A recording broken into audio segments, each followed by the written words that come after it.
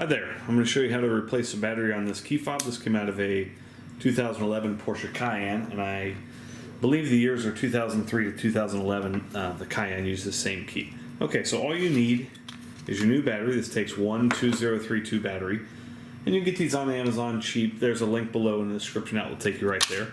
And then also a small flat tip screwdriver will be beneficial.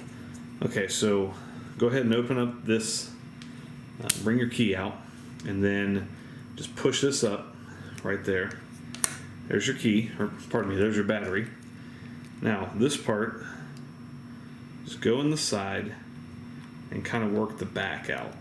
All right, and then take your new battery, and you want to go in this way first. So in there, push it down, put your cap on, give it a good squeeze.